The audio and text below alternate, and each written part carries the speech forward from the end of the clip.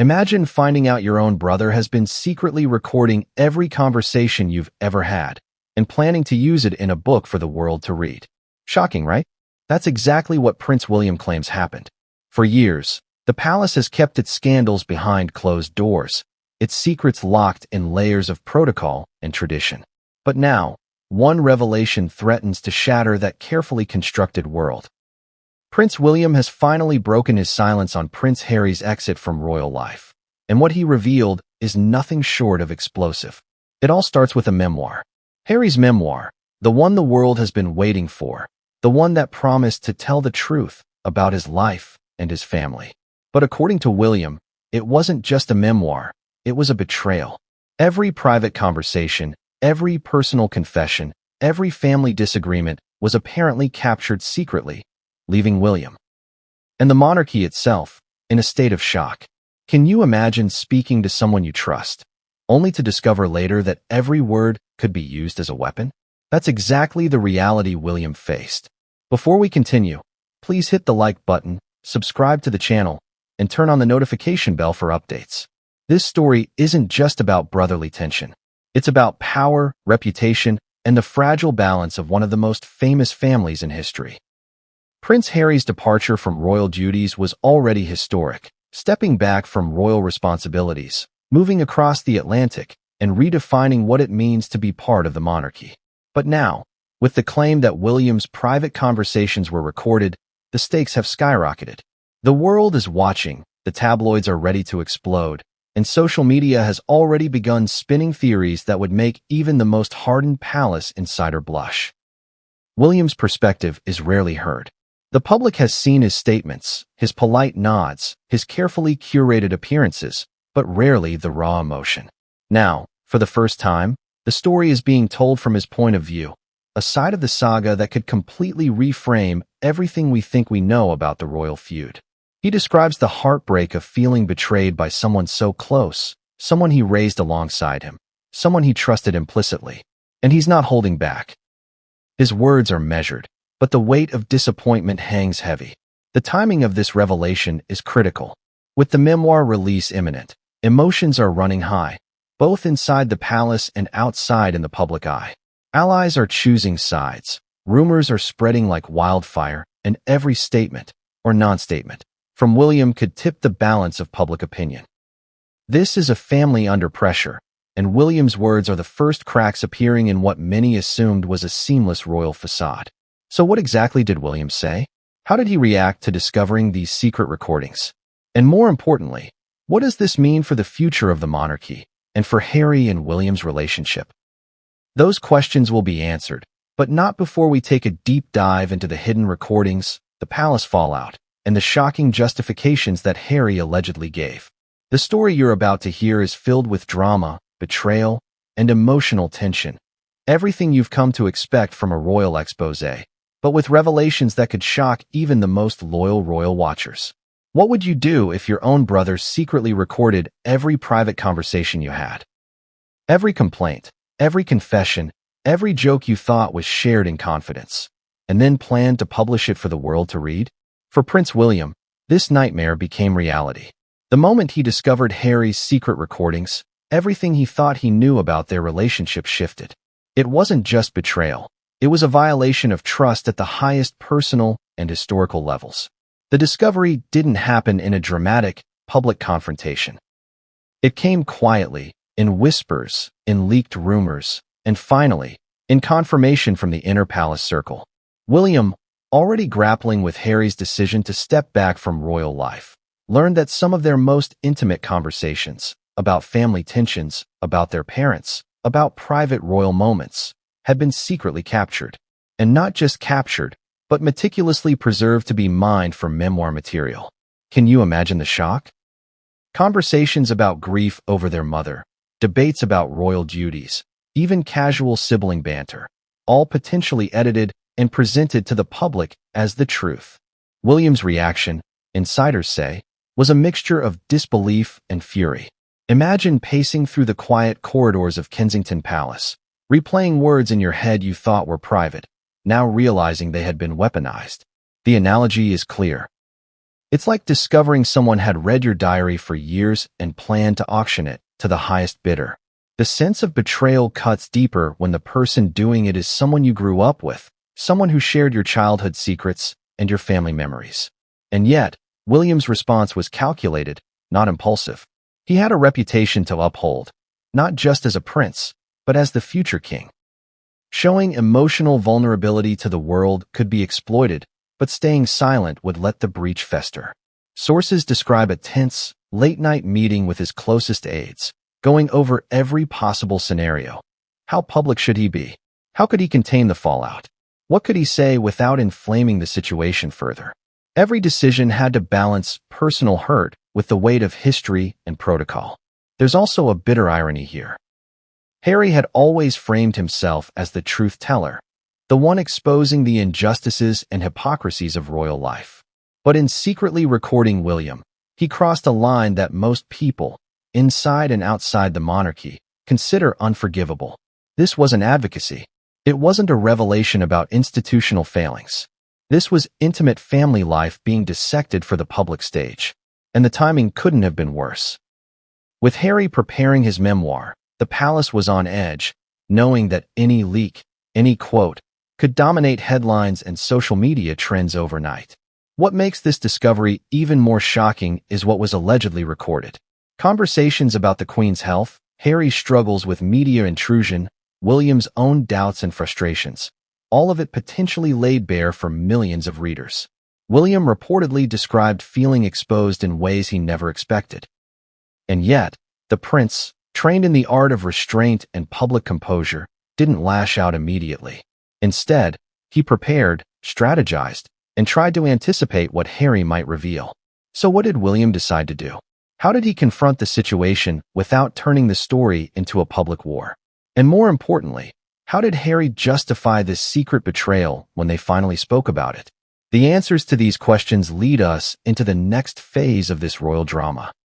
The fallout that engulfed the palace and sent shockwaves through the public. The moment William discovered the recordings, the palace shifted into crisis mode. Behind the stately doors and manicured gardens, tension simmered like a storm about to break. Imagine the corridors of Buckingham and Kensington buzzing not with ceremony, but with whispered debates, urgent meetings, and the unspoken fear that the monarchy itself was on the brink of a new scandal. The fallout was immediate, and it was intense. For William, the challenge wasn't just about betrayal. It was about managing a family torn apart in public view. Allies and aides scrambled, trying to contain rumors and prevent leaks. Every royal aide knows that one careless statement can explode into global headlines. And with Harry's secret recordings about to surface, every word was scrutinized, every move calculated. Staff were caught between loyalty to William and fear of inflaming Harry's side of the story. It was a delicate balance of diplomacy, discretion, and sheer emotional endurance. The media, of course, smelled blood immediately. Tabloids ran wild with speculation, framing the drama as a sibling feud of epic proportions. Headlines screamed betrayal, secret recordings, and royal rifts. Social media amplified the chaos, with millions of users weighing in, dissecting every royal photo, every public smile, every glance as if it were evidence of a hidden war. The public had always been fascinated by the Windsor family, but now the fascination had turned into a feverish obsession, with William cast as the stoic, wronged brother, and Harry as the rebel who broke every unspoken rule. Within the palace, emotions were raw. William reportedly felt a mixture of heartbreak and frustration, struggling with anger toward Harry, but also with the understanding that his brother saw himself as justified. Insiders describe William pacing through the halls, reviewing transcripts, replaying moments in his mind that were never meant to be public. He had to remain composed, but the emotional weight was crushing. Every decision he made would be scrutinized, every response interpreted as a political move or a personal vendetta. Meanwhile, Harry's camp defended him, claiming he was telling his truth and exposing long-suppressed grievances. But insiders suggest that even Harry's closest aides were nervous about how far this revelation could go. There was no turning back. Once the recordings were known, once the whispers leaked, the tension became impossible to contain. It wasn't just a sibling dispute anymore. It was a crisis with implications for public perception, royal duties, and even the future of the monarchy itself. And the irony wasn't lost on anyone. The man who had always criticized the monarchy's obsession with image was now creating a situation where image had never been more critical. William, ever the careful, measured figure, had to navigate this storm while protecting both the family's reputation and the institution itself. But even with every strategic move, every calculated word, the storm was only intensifying. What makes this moment truly astonishing is that William didn't respond publicly right away. He knew that a misstep could fuel Harry's narrative and inflame media speculation. Instead, he began quietly assembling allies, planning private responses, and preparing for the inevitable release of Harry's memoir. Every day that passed increased the tension, and every headline that speculated on the feud added pressure. But even as William strategized, he couldn't have anticipated the shocking revelation that was still to come. A confession from Harry that would redefine their relationship and challenge everything William thought he knew about his brother. Why would Harry betray his own brother? That's the question that has haunted William, the palace, and millions of royal watchers around the world. According to insiders, Harry's explanation was both personal and calculated. He argued that the recordings weren't meant to hurt William.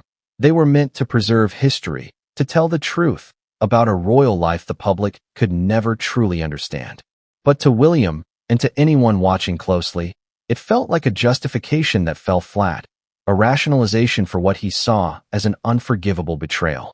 Harry reportedly framed his actions as a necessary measure to control his narrative. He wanted to tell his story in his own words, to share the pressures, the mental health struggles, and the internal battles that came with being part of the monarchy. From his perspective, the recordings were a tool, evidence of honesty, proof that his side of the story was authentic. But William saw it differently. Every private moment, every vulnerable conversation had been weaponized. It wasn't history, it was exposure. And it wasn't just about public perception, it was deeply personal. The emotional stakes could not be higher. William has always carried the dual burden of public duty and personal grief. He watched as Harry's actions, this secret recording, felt like a violation of both trust and tradition. Sources describe William confronting Harry privately, urging him to reconsider, to think about the long-term consequences for the family and for their children. But Harry remained firm, believing that the world needed to hear his version, that the truth had a moral weight that outweighed any private loyalty. What makes this chapter of the story especially dramatic is the tension between principle and emotion. William, measured and composed in public, reportedly had moments of intense frustration in private. He questioned whether a bond could survive a breach of trust this profound. And yet, he also recognized the complexity of Harry's position. How isolation, media scrutiny, and personal pain could drive someone to make choices that seem reckless, even cruel. It's a conflict that is at once human, heartbreaking, and historically consequential. At the same time, the palace faced practical concerns. The media was primed to turn every nuance into a headline, and the public was already forming opinions. William's measured silence had to coexist with the looming reality of Harry's memoir release.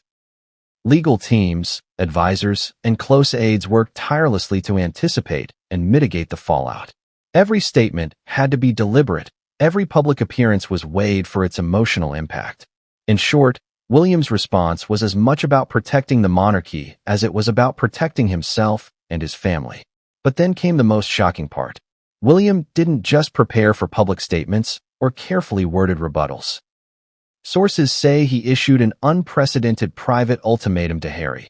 Either certain details of the memoir had to be removed, or their relationship, already strained, could face permanent damage. It was a move that insiders call historic, the kind of intervention rarely seen in royal family history.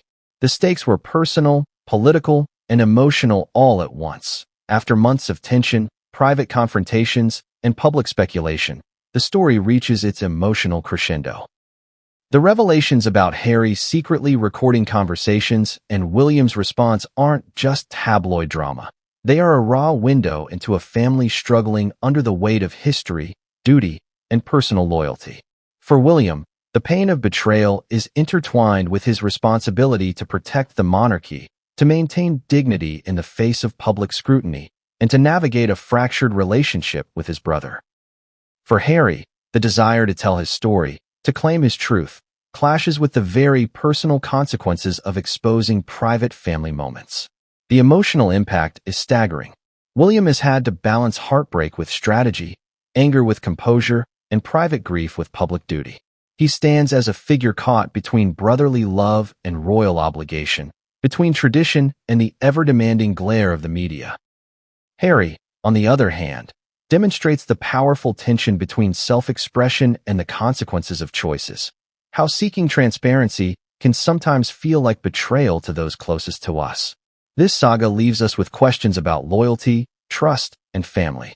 Can a bond survive such a profound breach? Can the monarchy endure in an age where private words can be weaponized for public consumption? And perhaps most pressing for royal watchers, how will this revelation reshape the public perception of both princes? The answers are still unfolding, but the story has already left a mark on the history of the British monarchy. As we reflect on these events, one truth becomes clear. Even in the most privileged families, human emotions, anger, hurt, love, and longing, can't be escaped. Secrets, once revealed, carry weight far beyond the moment they surface. And in the case of William and Harry, the fallout will be felt for years to come.